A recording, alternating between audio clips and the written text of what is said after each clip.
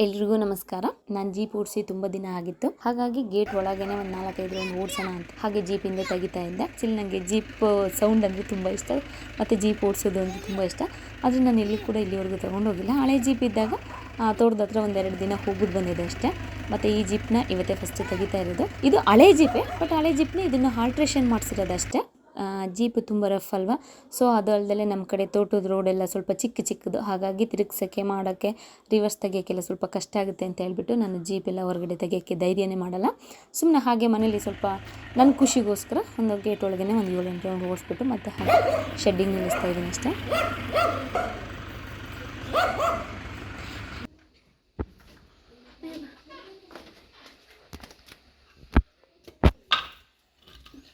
ತೋಟಕ್ಕೆ ಹೋಗೋದಲ್ವಾ, ಆದ್ರೆ ಹಿಂಗಾಗ್ತಾ ಇದ್ವಿ. ಇಲ್ಲಿ ನೋಡಿ ನೋಡು ಹೆಂಗಿಡ್ದೆ ಭುವನ್. ಭುವನ್ ಅಂತ ನಂಗೊಂದು ಮೀನು ಇಟ್ಕೊಟ್ಟ ನೋಡಿ. ಕಣ್ಣು ಕಪ್ಪೆ ಥರನೇ ಐತೆ. ಕಪ್ಪೆನೇದು ಕಣು ಭುವನು. ಹಾಗೆ ನಮ್ಮಮ್ಮ ವಿಳ್ಯದೆಲ್ಲ ಎಲ್ಲ ರೆಡಿ ಮಾಡ್ತಾ ಇದ್ದಾರೆ. ಇನ್ನೊಂದು 2-3 ದಿನದಲ್ಲಿ ನಮ್ಮ ಮಾವನ ಮಗಳದೊಂದು ಫಂಕ್ಷನ್ ಇದೆ, ಅಂದರೆ ನಮ್ಮ ಅಮ್ಮಂದು ಅಣ್ಣನ ಮಗಳದು. ಇದು ನಮ್ಮಲ್ಲೇ ಇದ್ದಂಥ ವಿಳ್ಯದೆಲೆ. ಏನಾದರೂ ಚಿಕ್ಕ ಪುಟ್ಟ ಹಾಸೆ ಪಸೆಗೆ ಏನಾದರೂ ಬೇಕಾಗುತ್ತೆ ಅಂತ ಹೇಳಿಬಿಟ್ಟು ಅಮ್ಮ ಕ್ಲೀನ್ ಮಾಡಿಕೊಂಡು ತಗೊಂಡು ಹೋಗ್ತಾ ಇದ್ದಾರೆ. ಏನು ಮಾಡ್ತಿದ್ರು? ಬಸ್ಸು ಫಿಶ್ ಹಿಡಿತಿದ್ರಿ?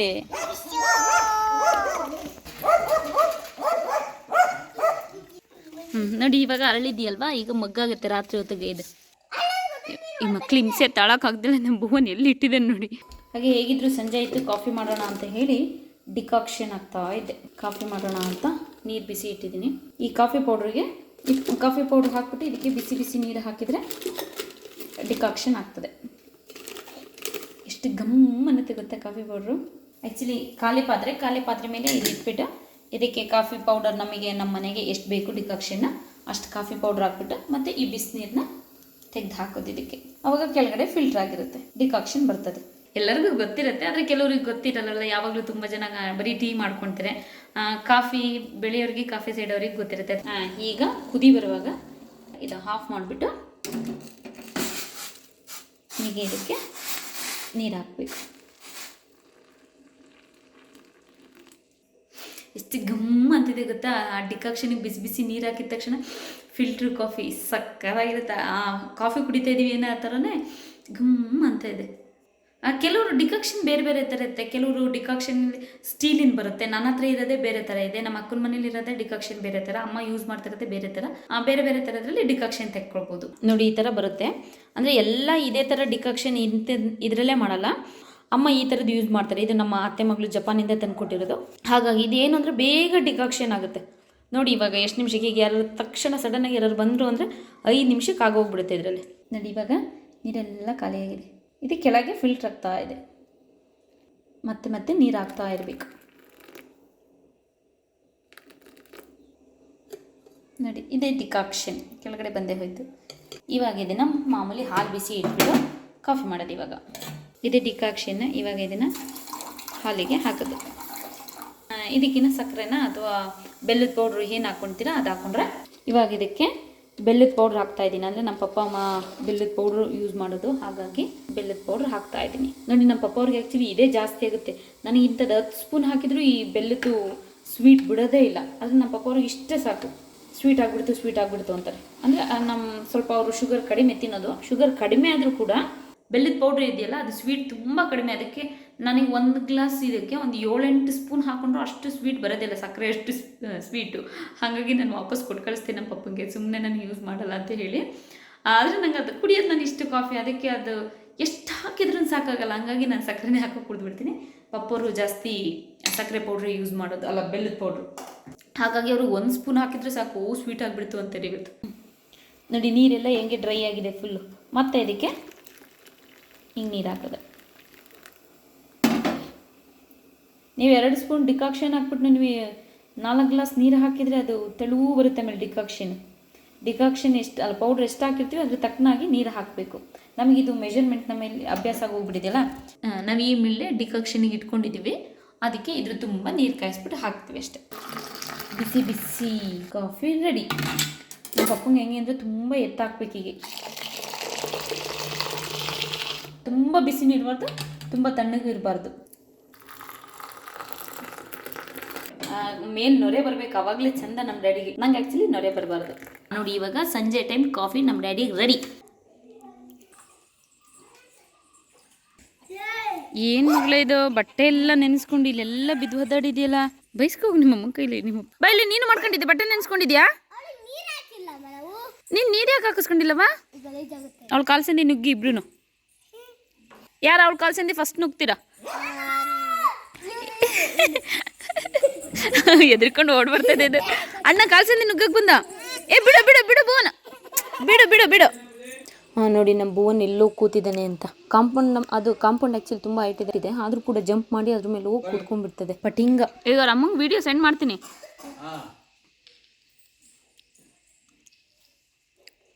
ಹಾಗೆ ನಾನು ಸಂಜೆ ಆಗ್ತಿದ್ದಾಗೆ ಊರಿಗೆ ಹೋದ್ಮೇಲೆ ನನ್ನ ಗಾಡಿನ ಒಂದು ಅಲ್ಲೇ ಗೇಟ್ ಒಳಗಡೆ ಒಂದು 7-8 ರೌಂಡ್ ಓಡಿಸ್ತಾ ಇರ್ತೀನಿ. ಯಾಕಂದರೆ ಹಾಗೆ ನಿಲ್ಲಿಸಿದ್ರೆ ಬ್ಯಾಟ್ರಿ ಎಲ್ಲ ಹಾಳಾಗುತ್ತಲ್ವ. ಹಾಗಾಗಿ ನಮ್ಮ ಪಪ್ಪ ಯಾವಾಗಲೂ ಅದು ತೆಗಿಯೋಕ್ಕೆ ಹೋಗಲ್ಲ. ನಾನು ಹೋಗೋದಿಗೆ 3 ತಿಂಗಳ ಮೇಲೆ ಆದರೆ ಅಲ್ಲಿ ತಿಂಗಳಿಗೆ 1-2 ಸರಿ ಹಾಗೆ ಒಂದು ಸ್ಟಾರ್ಟ್ ಮಾಡೋ ಹಾಗೆ ಒಂದು 10 ನಿಮಿಷ ಬಿಟ್ಟಿರ್ತಾರೆ.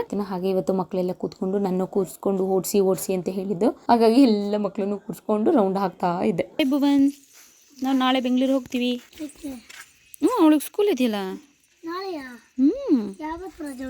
ಅವಳಿಗೆ ಇನ್ನು ತುಂಬ ದಿನ ಆದಮೇಲೆ. ಆಮೇಲೆ ಬರ್ತೀವಿ. ಬಹುನು ಖುಷಿ ಆಗ್ತಿದ್ಯಾ ನಾವು ಹೋಗ್ತಿರೋದ? ಯಾಕೋ ಆಟ ಆಡಬೇಕು. ಹಾಗೇನೆ ನಾನು ಊರಿಗೆ ಹೋಗಿ ಈ ಸರಿ 1 ವಾರ ಆದರೂ ಕೂಡ ನನ್ನ ಫ್ರೆಂಡ್ ಅಂದರೆ ನಮ್ಮ ಬಿಂದಮ್ಮಜ್ಜಿ ನಮ್ಮ ಮನೆಗೆ ಬಂದಿರಲಿಲ್ಲ. ಅದಕ್ಕೆ ಯಾಕೆ ಬಂದಿಲ್ಲ ಏನು ಅಂತ ಹೇಳಿ ಹಾಗೆ ನಾನೇ ಹೋಗಿ ಅಜ್ಜಿನ ಮಾತಾಡ್ಸ್ಕೊಬಿಟ್ಟು ಬರೋಣ ಅಂತ ಹೇಳಿ ಅಜ್ಜಿ ಮಾತಾಡ್ಸ್ಕೊಬಿಟ್ಟು ಬರೋಕ್ಕೆ ಬಂದೆ. ಆದರೆ ನೋಡಿದರೆ ನಮ್ಮ ಅಜ್ಜಿ ಈ ಮಳೆಗೆ ಚಳಿಗೆ ಬೆಡ್ಶೀಟ್ ಹಚ್ಕೊಂಡು ಬೆಚ್ಚಿಗೆ ಮಲಗಿದೆ ಮನೇಲಿ. ಅಂದರೆ ಅಜ್ಜಿಗೆ ನಾನು ಬಂದಿರೋದು ಗೊತ್ತಿಲ್ಲ, ಯಾಕಂದರೆ ಅಜ್ಜಿಗೆ ಕಿವಿ ಕೇಳಿಸಲ್ಲ ಹೇಳಿದ್ರು. ನಾನು ಮಗಳು ಹುಷಾರಾ ಕೂತ್ಕ. ಹಾಂ ಮಳೆಗಾಲ ಅಲ್ವಾ, ಚಳಿ ಹಚ್ಕೊಂಡು ಮಲಗಿರೋದು. ಇಲ್ಲ ಬಂದಿಲ್ಲ. ಚಳಿ ಬೆಚ್ಚಿ ಮಲಗೈತೆ ಅಜ್ಜಿ ನರಿ. ಖುಷಿ ನನ್ನ ನೋಡು, ಖುಷಿ ಐತೆ ಅಜ್ಜಿಗೆ. ಏನೋ ಒಂಥರ. ನಾನು ಬಂದಿರೋದು ಗೊತ್ತಿಲ್ಲ, ನನಗೆ ನಾಳೆ ಬರುತ್ತೆ. ನಿಮ್ಮ ಅಕ್ಕ ಬಂದದ? ಇಲ್ಲ ಅಕ್ಕ ಬಂದಿಲ್ಲ. ಹುಡುಗಿ ಮನೆ ಸ್ನಾನ ಮಾಡ್ತಿತ್ತು. ಆಂಟಿ ಇಲ್ಲೇ ಇದೀನಿ ಆಂಟಿ. ಇರ್ತೀಯ? 2 ದಿನ ಇರ್ತೀನಿ ನಾ. ನಿಮ್ಮ ಯಜಮಾನ್ರು ಬಂದದ? ಇಲ್ಲ 2 ತಿಂಗಳು ಇರ್ತೀಯ? 2 ತಿಂಗಳಲ್ಲ, 2 ದಿನ. ಹಾಗೆ ಅಜ್ಜಿಗೂ ಮುಖ ತೋರಿಸಿ ಕೂತ್ಕೊಂಡು ಕಾಫಿ ಕುಡ್ಕೊಂಡು ಆಂಟಿ ಜೊತೆ ಮಾತಾಡ್ಕೊಂಡು ಸ್ವೀಟ್ಸ್ ಕೊಟ್ಟರು. ಸ್ವೀಟ್ಸ್ ಎಲ್ಲ ತಿನ್ಕೊಂಡು ಟಿವಿ ನೋಡ್ತಾ ಇದ್ದು. ಅಂದ್ರೆ ಜಿ ಕನ್ನಡದಲ್ಲಿ KGF 2 ಹಾಕಿದ್ರು. ಮತ್ತೆ ಮನೆಗೆ ಬರೋದ್ರೊಳಗೆ 7:30 ಆಗಿತ್ತು. ಅಲ್ಲೇ ಕಾಂಪೌಂಡ್ ಪಕ್ಕನೆ ಅವ್ರ ಮನೆ ನಮ್ಮ ಮನೆನೂ ಇಬ್ರು ಮನೆಯಿಂದ ಒಂದೇ ಕಾಂಪೌಂಡ್. ಹಾಗೆ ಅಷ್ಟತ್ರ ನಮ್ದು ಮನೆ. ಅಷ್ಟರಲ್ಲಿ ಪಾಪ ಟಿವಿ ನೋಡ್ತಾ ಇದ್ರು. ಹೇಳ್ತಿದ್ದೆ KGF 2 ಹಾಕಿದ್ದಾರೆ ಟಿವಿಲಿ, ನೋಡಿ ಡ್ಯಾಡಿ ಅಂತ. ಹಾಕೊಟ್ಟೆ. ಒಂದು ಅರ್ಧ ಗಂಟೆ ನೋಡಿದ್ರು. ಮತ್ತೆ ಹೇಗಿದೆ ಅಂತ ಕೇಳಿದೆ ಡ್ಯಾಡಿಗೆ. ನಂಗೆ ಏನಪ್ಪ ಇದು ಅರ್ಥನೇ ಆಗ್ಲಿಲ್ಲ ಅಂದ್ರು. ಆ್ಯಕ್ಚುಲಿ ನನಗೂ ಅಷ್ಟೇ. ನಾನು ಕೂಡ KGF ಮೂವಿಗೆ ಹೋಗಿದ್ದಾಗ ನನಗೆ ತುಂಬ ಇಂಟ್ರೆಸ್ಟಿಂದ ನೋಡ್ತಾ ಇದ್ದೆ. ನಂಗೆ ಎಲ್ಲಿ ನಾನು ತುಂಬ ಇಂಟ್ರೆಸ್ಟ್ ಇಟ್ಟು ಕೇಳ್ತಾ ಇದ್ದೆ, ಅಲ್ಲಿ ಸ್ವಲ್ಪ ಜಾಸ್ತಿ ಹಿಂದಿ ಬಳಸ್ಬಿಡೋರು. ಸೊ ಅಲ್ಲಿ ಅವಾಗ ನನಗೆ ಇಂಟ್ರೆಸ್ಟೇ ಸ್ವಲ್ಪ ಕಡಿಮೆ ಆಗೋದು, ಯಾಕಂದ್ರೆ ನಂಗೆ ಅರ್ಥ ಆಗಲ್ಲ. ಹಾಗಾಗಿ ನನ್ನ ಇಂಟ್ರೆಸ್ಟೇ ಕಡಿಮೆ ಆಗ್ತೈತೆ. ಹಾಗೆ ಪಪ್ಪಂಗೂ ಅನ್ಸ್ಬಿಟ್ಟಿದೆ. ಆದರೆ ನಮ್ಮ ಪಪ್ಪಂಗಂತೂ ಈ ಹೊಡೆದಾಟದ ಮೂವಿ ಎಲ್ಲ, ನಮ್ಮ ಡ್ಯಾಡಿ ಫೈಟ್ ಎಲ್ಲ ಇರೋ ಅಂಥ ಮೂವಿ ನಮ್ಮ ಡ್ಯಾಡಿಗೆ ಇಷ್ಟನೇ ಆಗಲ್ಲ. ತುಂಬ ಕಾಮಿಡಿ ಇರಬೇಕು. ಅದರಲ್ಲೂ ಜಗ್ಗೇಶ್ ಸರ್ ಅಂದರೆ ತುಂಬ ಇಷ್ಟ. ಜಗ್ಗೇಶ್ ಸರ್, ಕೋಮಲ್ ಸರು ಅಥವಾ ದೊಡ್ಡಣ್ಣ, ಅದರಲ್ಲೂ ಉಮೇಶ್ ಅವರ ಆ್ಯಕ್ಟಿಂಗ್ ಅಂದರೆ ನಮ್ಮನೆ ಪಪ್ಪಂಗಂತೂ ತುಂಬ ಇಷ್ಟ. ಅವರೆಲ್ಲ ಕಷ್ಟಪಟ್ಟು ಹಳ್ಳಿಲಿ ಬೆಳೆದು ಬಂದವರು, ಕಷ್ಟ ಸುಖ ಗೊತ್ತಿರೋರು. ಅವ್ರದ್ದು ಕಲೆ ಹೆಂಗಿದೆ ನೋಡಿ ಅಂತ ನಮಗೆ ಮೊದಲಿಂದನೂ ಹೇಳ್ತಾನೆ ಇರೋರು. ಇವ್ರದ್ದೆಲ್ಲ ತುಂಬ ನೈಜವಾಗಿ ಬರುತ್ತೆ ಅಂತ ಹೇಳಿ ನಮ್ಮ ಪಪ್ಪಂಗೆ ತುಂಬ ಇಷ್ಟ ಆಗುತ್ತೆ. ನಮ್ಮ ಪಪ್ಪ ಅಂಥದ್ದಾದ್ರೆ ಮಾತ್ರ ರಾತ್ರಿ ಎಲ್ಲ ಕುತ್ಕೊಂಡು ನೋಡ್ತಾನೆ ಇರ್ತಾರೆ. ಮತ್ತೆ ಇವ್ರು ನಗ್ಸೋದು ಬೇಡ, ಇವ್ರನ್ನ ನೋಡಿದ್ರೆ ಸಾಕು, ಇವ್ರ ಭಾಷೆ ಕೇಳಿದ್ರೆ ಸಾಕು, ಅಷ್ಟು ಖುಷಿಯಾಗಿ ಅಷ್ಟೇ ನಗು ಬರುತ್ತೆ ಅಂತ ಪಪ್ಪ ಯಾವಾಗಲೂ ಹೇಳ್ತಿರ್ತಾರೆ. ಹೀರೋ ಎಲ್ಲ ಹೇಗೆ ಅಂದರೆ ಒಂದೊಂದೇ ಸರಿ 10 ಜನನೇ ಹೊಡೆದಾಕ್ಬಿಡ್ತಾರಂತೆ. ಜೀಪ್ನೇ ಹಾರಿಸ್ತಾರೆ, ಕಾರ್ನೇ ಹಾರಿಸ್ತಾರೆ. ಅದರಲ್ಲೂ ಫೈಟ್ ಮಾಡೋದೇ ಯಾರು, ತೋರ್ಸೋದೇ ಹೀರೋ ಇವ್ರನ್ನ. ಹಾಗಾಗಿ ಪಪ್ಪಂಗೆ ಅದೆಲ್ಲ ಅಷ್ಟು ಇಷ್ಟ ಆಗಲ್ಲ ಅಂತ. ಇದೆಲ್ಲ ಅಲ್ಲಪ್ಪ, ಏನೋ ಕಾಮಿಡಿ ಇರ್ಬೇಕು, ಅವೆಲ್ಲ ನೋಡೋಕೆ ಚಂದ ಅಂತ ಹೇಳ್ತಾ ಇರ್ತಾರೆ ಯಾವಾಗ್ಲೂ ಪಪ್ಪಂಗೆ. ನೋಡಿ ನನ್ನ ಮಗಳು ನಮ್ಮ ಪಪ್ಪನ ಕೂತ್ಕೊಂಡು ನೋಡ್ತಾ ಇದ್ದಾರೆ, ಅರ್ಥ ಆಗಲಿಲ್ಲ ಅಂದ್ರೂ. ಹಾಗೆ ಮನೇಲಿ ಮೆಹಂದಿ ಇತ್ತಲ್ಲ, ನನಗೆ ಗೊತ್ತಿರೋ ಹಾಗೆ ಮೆಹಂದಿ ಬಿಡಿಸ್ಕೊಂಡೆ. ಅದು ಈ ಮೆಹಂದಿ ಬಿಡ್ಸೋಕ್ಕೆ ಏನು ಫೋನೆಲ್ಲ ಯೂಟ್ಯೂಬಲ್ಲೆಲ್ಲ ಸರ್ಚ್ ಮಾಡಿಬಿಟ್ಟು ಮಾಡಿ ಬಿಡಿಸ್ಕೊಂಡಿರೋದು. ಯೂಟ್ಯೂಬಲ್ಲಿ ನೋಡಿ ಬಿಡಿಸಿದ್ರು ಕೂಡ ಅಲ್ಲಿ ತುಂಬ ಈಸಿಯಾಗಿರೋದೇ ಆಯ್ಕೆ ಮಾಡಿಕೊಂಡೆ. ಬಟ್ ಅಲ್ಲಿ ನೋಡೋ ಅಷ್ಟು ಈಸಿ ಅಲ್ವೇ ಇಲ್ಲ. ನಾನೇ ಒಂದು ಕಡೆ ಲೈನ್ ಹೇಳಿದ್ರೆ ಅದೇ ಒಂದು ಕಡೆ ಹೋಗ್ತಿತ್ತು. ಕೊನೆಗೆ ಫೋನೆಲ್ಲ ಎತ್ತಿಟ್ಬಿಟ್ಟು ನನಗೆ ಇಷ್ಟ ಬಂದಂಗೆ ಗೆರೆ ಹೇಳ್ಕೊಂಡು ಹೋದೆ. ಅದರಲ್ಲಿ ಬೇರೆ ನಮ್ಮಮ್ಮ ನನಗೂ ಬಿಡಿಸ್ಕೊಡು ಇದೇ ಥರ ಅಂತ ಬಿಡಿಸಿಸ್ಕೊಂಡಿದ್ರು ನೋಡಿ ರಾತ್ರಿ. ಈಗ ಯಾವ ಕಲರ್ ಬಂದಿದೆ. ಮೆಹಂದಿ ಆ್ಯಕ್ಚುಲಿ ಒಬ್ರೊಬ್ರ ಕೈಗೆ ಒಂದೊಂದು ಬಣ್ಣ ಬರುತ್ತೆ. ತುಂಬ ಹೀಟ್ ಇದ್ದವ್ರಿಗೆ ತುಂಬ ಕಪ್ಪಾಗುತ್ತೆ, ನಾರ್ಮಲ್ ಇದ್ದವ್ರಿಗೆ ಈ ಕಲರ್ ಬರ್ತದೆ. ಹಾಗೆ ಅಮ್ಮ ಒಂದೆರಡು ದಿನ ಮುಂಚೆನೇ ಮಾವನ ಮನೆಗೆ ಹೋದರು ಮದುವೆಗೆ, ಫಂಕ್ಷನ್ಗೆ ಅಂತ. ಆಸೆ ಎಲ್ಲ ಇರುತ್ತೆ, ಆ ಶಾಸ್ತ್ರ ಈ ಶಾಸ್ತ್ರ ಎಲ್ಲ ಇರುತ್ತಲ್ಲ, ಹಾಗಾಗಿ ಅವ್ರ ತವ್ರ ಮನೆ ಅಲ್ವಾ, ಹಾಗಾಗಿ ಖುಷಿಯಿಂದ 2 ದಿನ ಮುಂಚೆನೇ ಹೋಗ್ತಾ ಇದ್ದಾರೆ. ಹಾಗೆ ಒಂದು ಫಂಕ್ಷನ್ ಇತ್ತು ಕೂಡ, ಹಾಗಾಗಿ ನಮ್ಮ ಪಪ್ಪನೂ ಹೋಗಿ ಇಬ್ಬರು ಒಂದು ಫಂಕ್ಷನ್ ಅಟೆಂಡ್ ಮಾಡಿಬಿಟ್ಟು ಆಮೇಲೆ ಬರ್ತಾ ಅಮ್ಮನಲ್ಲೇ ಮಾವನ ಮನೆಗೆ ಬಿಟ್ಬಿಟ್ಟು ಆಮೇಲೆ ಬರ್ತೀನಿ ಅಂತ ಹೊರಟ್ರು ಮಮ್ಮಿ. ನಾನು 2 ದಿನ ಬಿಟ್ಟು ಹೋಗ್ತೀನಿ ಮದುವೆ ದಿನ.